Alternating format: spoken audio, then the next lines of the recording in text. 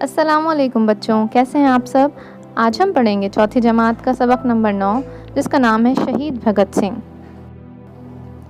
जंग आज़ादी के बारे में ज़रूर सुना होगा। ये जंग हिंदुस्तान को अंग्रेज़ों की ग़ुलामी से आज़ाद कराने के लिए लड़ी गई थी। जो लोग लड़ाई लड़ रहे थे उनके गिरोह थे, 2 गिरोह थे। एक नरम दल था जिसके लीडर महात्मा गांधी थे और दूसरा गरम दल था जिसके रहनुमा भगत सिंह थे। भगत सिंह पंजाब के ज़िले लायलपुर में, जिसकी तहसील जर्रा अला है, वहाँ पैदा हुए। ये अब पाकिस्तान में है। उनकी पैदाइश 27 सितंबर 1907 को हुई। उनके वालिद किशन सिंह और चाचा आज़ादी की जंग में शामिल थे और कई बार जेल जा चुके थे। के बाद सियासत से दिलचस्पी लेना शुरू कर दी। उसी दौरान जलियांवाला बाग का दर्दनाक वाक़या पेश आया।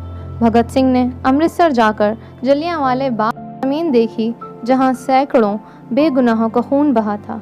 जंग आज़ादी के मतवाले मुल्क के दूसरे हिस्सों से भी हज़ारों की तादाद में उठ खड़े हुए।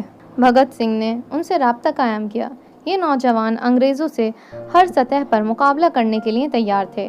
चंद्रशेखर आज़ाद और भगत सिंह ने ऐसे ही नौजवानों की रहनुमाई का बेड़ा उठाया, जिसके बाद आज़ादी की लड़ाई में पहले से ज़्यादा शिद्दत पैदा हो गई। भगत सिंह के इनकलाबी दोस्तों में राम प्रसाद बिस्मिल, अशफाक उल्लाह खां, सुखदेव और राजगुरु के नाम सबसे अहम थे। ये सब सर कफन बांधकर अपने वतन पर जान निछावर करने के लिए निकले थे। उस दौरान लाहौर में साइमन कमीशन के खिलाफ एक ज़बरदस्त जुलूस निकाला, जिसमें लाला लाजपत राय पेश थे। उस जुलूस पर अंग्रेज़ी पुलिस ने बड़ी बेदर्दी से लाठियां बरसाईं। लाला लाजपत राय बुरी तरह ज़ख्मी हो गए, जिसके सबब कुछ अरसे बाद ही इनकी मौत हो गई। भगत सिंह और इनके इनकलाबी साथी इस वाक़े के बाद ज़्यादा मुनज़्ज़म हो गए। उन्होंने अंग्रेज़ों को ईंट का जवाब पत्थर से देने की ठान ली। 8 अप्रैल 1929 को सेंट्रल असेंबली में इजलास के दौरान इस पर बम फेंके। भगत सिंह के साथ सुखदेव और राजगुरु को भी गिरफ्तार कर लिया गया। उन्होंने असेंबली के हॉल में इनकलाब जिंदाबाद के नारे लगाए और ऐसी पर्चियां हवा में उछाली जिन पर अंग्रेज़ों की जुल्म की दास्तान बयान की गई थी। ये भी याद रखने की बात है कि भगत सिंह और उनके साथियों ने असेंबली के जिस बम फेंके वो खाली था, इसलिए कि वो किसी को मारना नहीं चाहते थे। इनका मकसद अंग्रेज़ों के जुल्म के ख़िलाफ़ अपने गुस्से का इजहार करना था।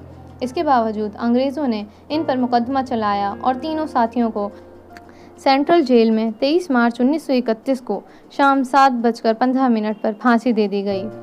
भगत सिंह उस वक्त सिर्फ 23 बरस के थे। आज़ादी मिलने से बहुत पहले ही वो हमको छोड़कर चले गए। वतन के लिए भगत सिंह की इस कुर्बानी से हौसला पाकर हज़ारों लाखों नौजवान आज़ादी की लड़ाई में कूद पड़े।